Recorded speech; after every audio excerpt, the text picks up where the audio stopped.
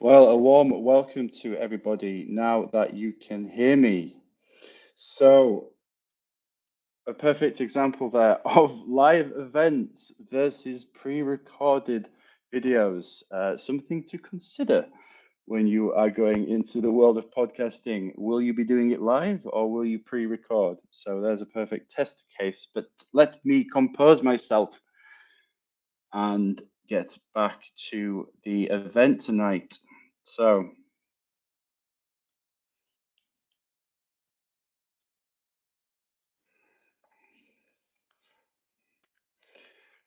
okay. So, yes, perfect, wonderful. So, welcome everybody. Yes, my name is John Hode. I am a marketing and branding expert here in the wonderful, if not slightly chilly Berlin. I'm going to say a big welcome to those of you that are joining from YouTube, those who are joining from LinkedIn with the brand new link, those fellow alumni from First Friday. And a big welcome to my mother, who I don't believe is watching this at this point. She's probably wondering why the other link is not working, but she expressed an interest in starting a podcast for her local women's institute. That would be interesting. I think they'll be reviewing Jam. So this will be a presentation for everybody, and I am going to be your captain, sailing the somewhat turbulent seas as we've just witnessed seas of podcasting. And without further ado, let me start my presentation. So, podcasting in Europe is no longer niche, it's part of an everyday media habits. Well, 10 out of 10 for stating the obvious. Yes, podcasting is everywhere. It's particularly growing in the UK. So everybody, celebrities, politicians, regular Joes were starting podcasts. They really took up speed in 2020 during the Couth. And there's a reason why I refer to it as the Couth. I'll explain more towards the end. But it is a wonderful marketing tool in your marketing toolkit for a personal connection with your customers, your clients, anybody out there in the World Wide Web that you want to connect with and share your knowledge, share your passions, share your interests if it's your startup, your personal brand, your business. But I don't think I need to sell you the benefits of a podcast. I am here as your captain to show you how to start one. And with these tips, theoretically speaking, you could start one tomorrow. So let's have a So here is our list, which I will go through step by step. But like with any new project, with any event that you want to do, you always have to start by being organized. So get out your notepad and pen or open a fresh Excel sheet and start to think about these topics before we begin. So mic and headphones. So I want to show you, I've brought some things show in from my recording studio, let's say. So here are headphones with a mic. I am using Bose headphones with a built-in mic. I absolutely love these. These are really good. Headphones are something you may not require if you're doing an in-studio podcast. So if you are in a studio talking to a camera, you won't necessarily need headphones. But if you are doing remote interviews or online interviews, for example, headphones are obviously very essential. We know this from our online meetings of the past. You need them headphones. So also another thing to remember is podcasting on YouTube, which is what we're focusing on today, is a visual has a visual element to it too. So you want to give a nice professional look with a good set of headphones and a good mic. The mic I'm using right now is built into my headphones, which makes things a little easier for live events like this. But here is one of my favorites. This is a Rode microphone. You will see many podcasters and YouTubers use this particular piece of equipment. And what's a good tip is when you're organizing this, you can use a simple microphone that you could plug into your iPhone. Or you could go and spend a bit of your budget on something professional, depending on the level of how you're going into it. If this is a hobby and you're doing it on a minimal budget, you could just use the mic on the iPhone, or you could buy a very inexpensive microphone.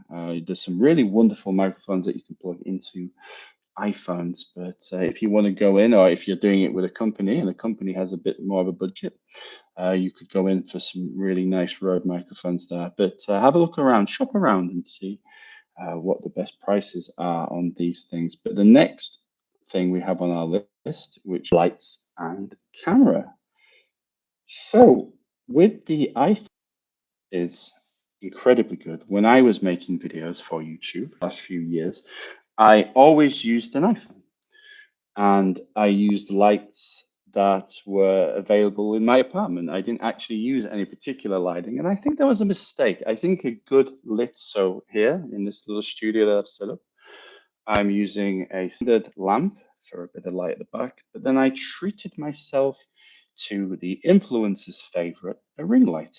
I picked it up rather inexpensively, and it gives a really nice glow, a really nice look. Because when I was doing it in the past, the lighting wasn't something great. And I just want to take a moment. I just want to show you something. This is a YouTuber that I am a big fan of, and I really like how he lights things. If you just give me 1 second.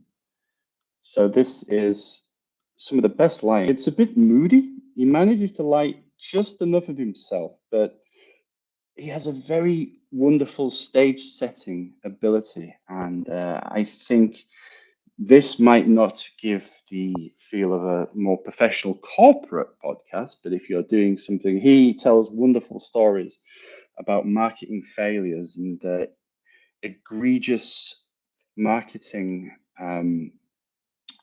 personnel, and he has a wonderful storytelling ability. And I've always really liked how he.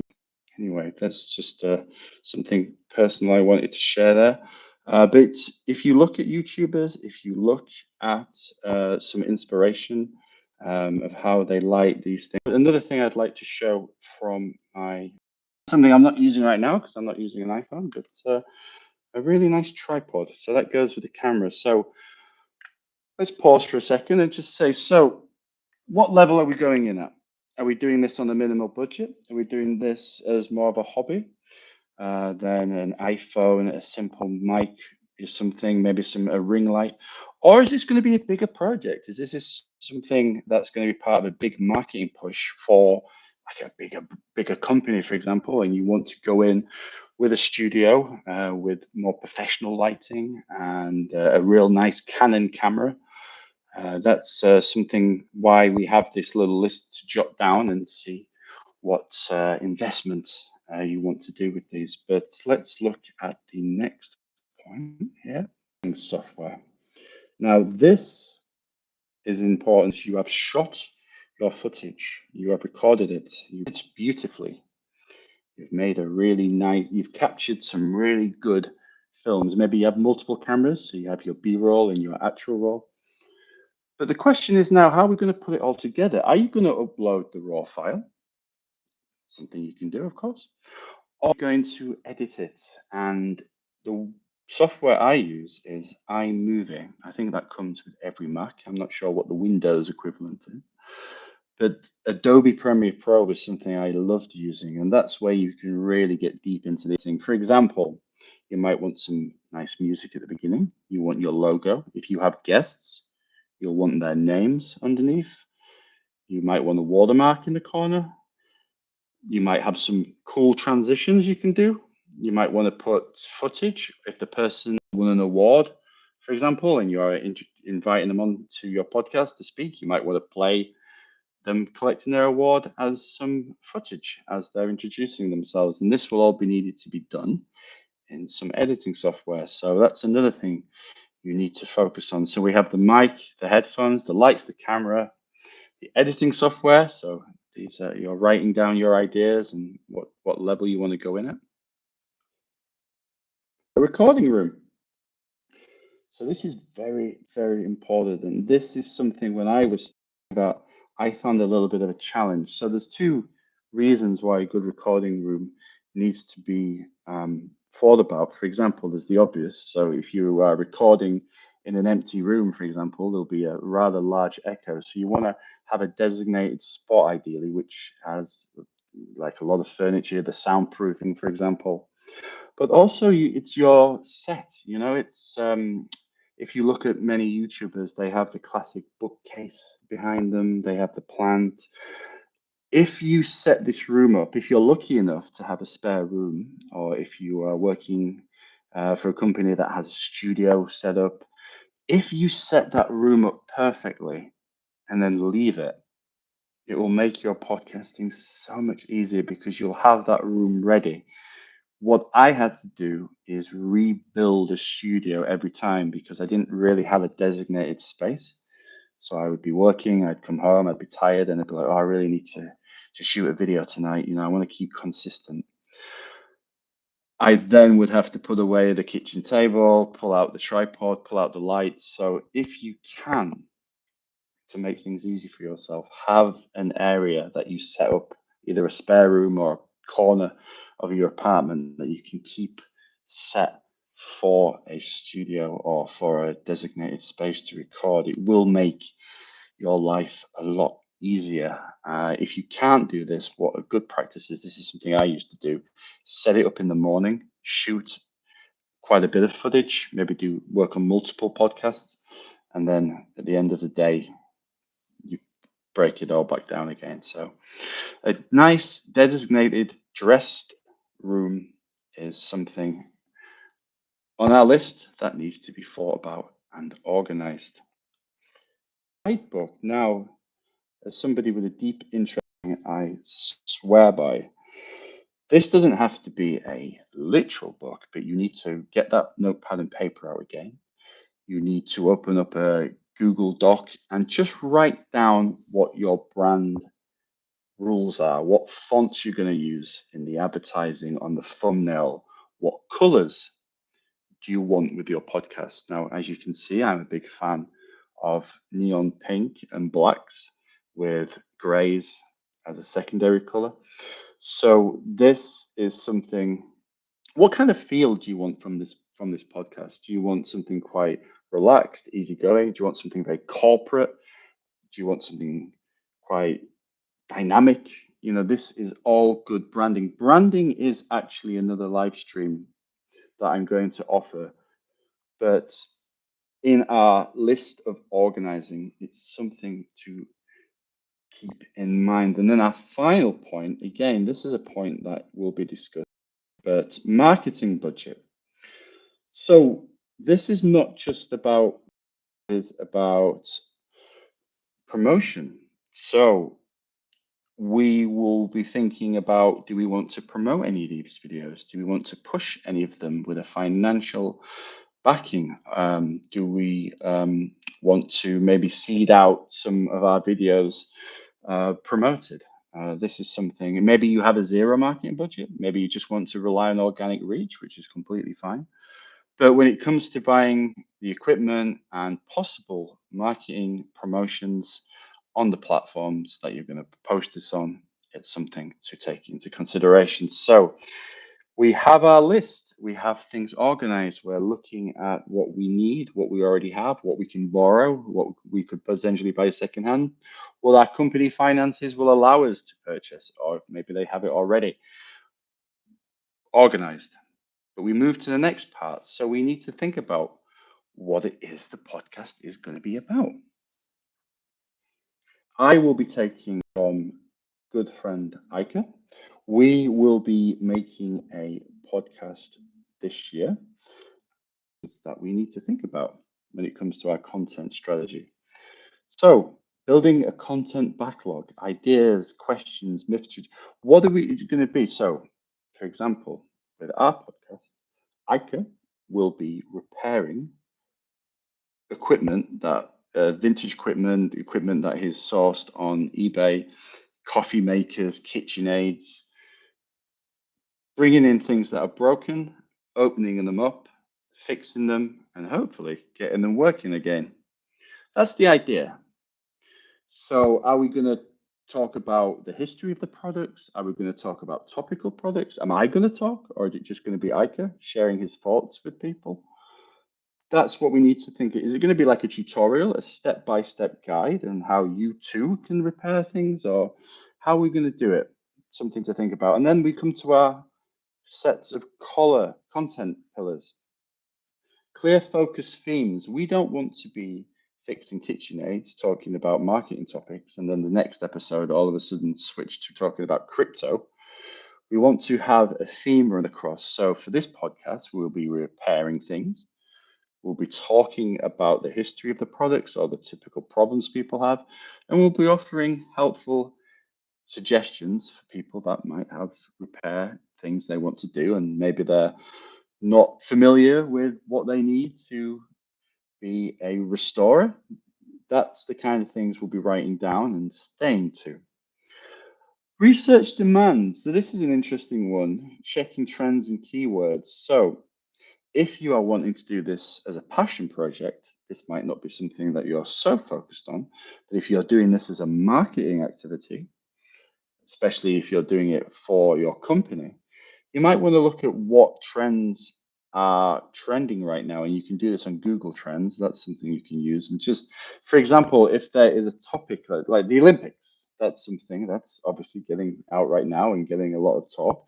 So if you are a health and fitness podcast, why don't you do an Olympic special? Because you are now hooking yourself onto a trend topic. And the algorithms love trending topics. So this is something like if you are a health and fitness company, then you could do a podcast about your predictions for the Olympics. And there you have a good branded way of bringing in your products. And it's trending and it will help push in the algorithm. Prioritize and plan. This is very important. So, how often are you going to do these podcasts? Are you going to do them once a week, once a month, every 2 months? Whatever capability you feel you have to be able to produce these, because, and I'm going to say this very clearly, consistency is key. If you make a podcast a week and you do it for 2 months, you're building up an audience that are expecting these videos on a Thursday. You're training the algorithm to know that your videos are available on Thursday. If you disappear for 3 months, then your customers are going to get annoyed, or your viewers are going to get annoyed that there's no new videos, and YouTube will penalize if you are missing your rhythm. So ask yourself the question, how much capacity do I have to do this? Then we go to batch record sessions. This goes perfectly hand in hand with prioritize and plan. So you want to make sure that you have a few backup videos. If you are planning a vacation, if you're planning on taking a break, if you are sick, if your guest cancels at the last minute, if you have some backup episodes, then that will make things easier for you to keep to that schedule that you've agreed. And then title and thumbnails first. This is going to be part of another live stream where we talk about good thumbnail practice. As you will see in the next part, I want to share with you a thing here, another YouTuber that I find particularly good thumbnail game. It's a Legal Eagle, and maybe some of you know him, but he has a really nice branding to his YouTube. You can see there a really nice backboard with the name, a nice logo. His thumbnails are all following a theme. They use the same fonts, they use the same colors. You know, he has his guest presenters there. He has a really nice description, really nice thumbnails, and the description. And if you look at the bottom, this is when he first started. He is a lawyer, as you can probably imagine, and he did some really cool episodes where he would react to Suits. So he would talk about how the TV show Suits, whether it was legally correct or not. So great idea, great concept, great thumbnails. just wanted to share that with you as inspiration for the thumbnail part. Now we return to our presentation.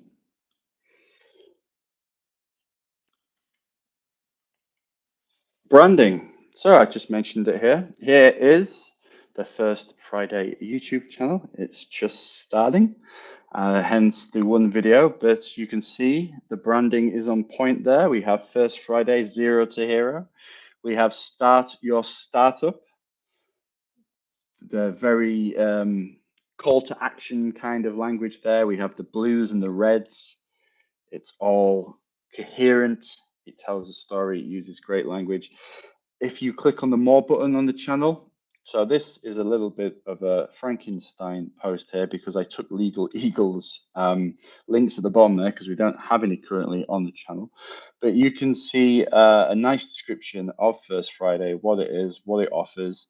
And then at the bottom there, we have the links, or what we will have links to the Instagram, the TikTok, the Facebook page, whatever, the meetup sign up, whatever links you want to have there. Also, another good practice. So you've shot your video, you've got a really nice thumbnail, you're uploading it onto YouTube. Anybody with a knowledge of SEO will know how important it is to have a good description using keywords. So here's an example from one of my old videos. I was doing a video on the concept of whether brands are special. It's a word that a lot of brands use. We are special. And I was simply asking the question, what makes something special? Maybe I could have chosen a more catchier title there in the thumbnail, but it was me just practicing around. And as you can see in the description, I put a very rich keyword optimized description there because when people are searching for these videos and they're searching for the topics on marketing, on branding, with the right keywords, there's more chance of it appearing at the top of their search. So when you're talking, let's go back to Ika and I's podcast, we're going to be talking about KitchenAid, for example, then we want to make sure we're listing the KitchenAid, the model. We're talking about it being repaired. We're talking about issues they may have. So when somebody's going to YouTube and searching for problems with KitchenAids because of our setup and our good description, the keywords will, the video has more chance of it being shown at the top of the ranking pages. So another thing there with your descriptions. Hashtags, yes, they can be used on LinkedIn but and YouTube, but like most social media sites now, hashtags aren't as impactful as they once were. It's more about the metadata in the description. And now we're going to talk about promotion, organic reach promotions. So let's pause for a second. We've made the video. It's taken us a whole weekend to produce it. We rearranged the. Okay, are you able to see the screen now? When there's a transition from me sharing my screen, sometimes there is a little bit of a pause, but I'm assuming it's showing now. So, yep, okay, wonderful. So you've made the video, you've invested the time. It's out there on YouTube, getting views, wonderful. Everything's great, but we want to maximize our return on investment, especially at the time investment. Shorts are a very interesting thing that YouTube is pushing. It's been pushing them over the last couple of years now. But YouTube had to have a bit of a think about what it wants to be now in the world of social media because TikTok really captured, and Reels captured the short video format, especially on mobile. So YouTube offered shorts. What's great about these shorts is you can take that 45-minute video that you shot and you can chop it up into bite-sized pieces. You can take interesting points that were said and post them onto shorts. And what I noticed is with my videos, I was getting 100, 200, 300 views, which was not much. But when I posted it on shorts, sometimes I get 10,000 views on a short alone. And that drove subscribers, it drove traffic to my main page. So your shorts are wonderful ways of grabbing people and bringing them to explore more on the main page. And they're very simple to do. If you go to your video on the mobile, you can do this on the browser, but it's really super simple to do it on the mobile. You will see edit into a short. If you select this, then you go into like a TikTok interface where you can cut up the video and make shorts from it. What's also great about that is you can go into your backend and download the short and post it on LinkedIn, post it on Instagram, post it on TikTok, all with links back to the original YouTube video. A wonderful way of recycling and maximizing the energy and time that you put into this video. Another little tip I want to share with you about, so the obvious Instagram, Facebook, but one that might not be so obvious is Substack. This is a social media site that's really picking up a lot of traction in 2026. And for marketers, this will be something incredibly important going forward. And what you can do with your YouTube video is you can download the transcript, copy and paste that transcript into Substack, and then you now have a readable version of your podcast. So people that would like to read rather than listen to, you're showing it on Substack, and it's not taking any extra energy, just the transcript, then tidied up and then posted on Substack. So another little tip for you there. So that was our foundation, our simple tips and tricks to get you off and going. But the future of these podcast lives is we're going to the look and the feel. So we're going to go a bit deeper. The art of the perfect thumbnail. There are people in the marketing world that are thumbnail artists. That's their speciality. It really is a fine art to this. So we want to look at the practical look at the visuals. What kind of, are you going to be on the thumbnail? Or how are we going to do it? What's the text? What's the color? So when people see these thumbnails against all the other different thumbnails that they could choose to click, they will click yours. Then we'll look at, we need to have a conversation, how to choose topic, trend tracking, build a sustainable schedule. And if you remember at the beginning, I said the word COOF, which is algo speak for, well, I think it's late enough into the video to say it now without it being repressed, the pandemic. Interestingly, if you say topics like this, especially near the start of the video, you can have your views reduced. So that's something that we'll be looking at in that particular live stream. And then the one at the end, turning up the volume, paid promotions, budget management, running tests. Can you grow a YouTube just off organic reach alone? In this landscape right now, that's getting increasingly harder to do, but we'll look at some tips and tricks if you are looking at a minimal budget. Finally, well, I would like to say a huge thank you to First Friday for hosting me this evening for a podcast guide.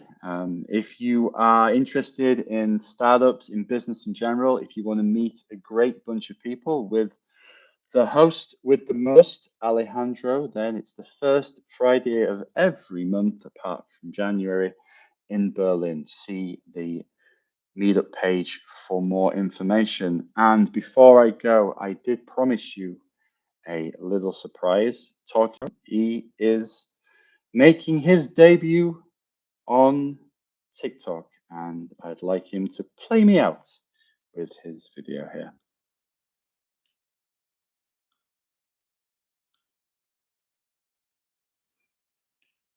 You're an expat entrepreneur living here in Germany because you want to build your career here, your professional life, and grow financially. This is what you have to know. And things.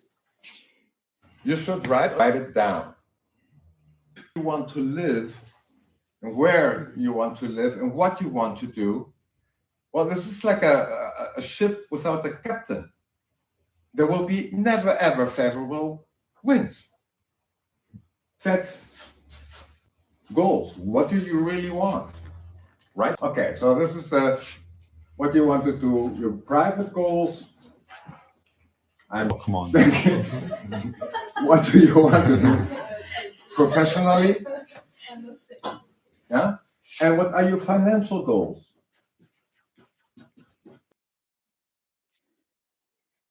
And there we go. Watch out, TikTok. There is a new player in town. So thank you so much for everybody who joined me this evening. The PDF will be available on my LinkedIn afterwards. And all that's left to say is a huge thank you and take care, everybody.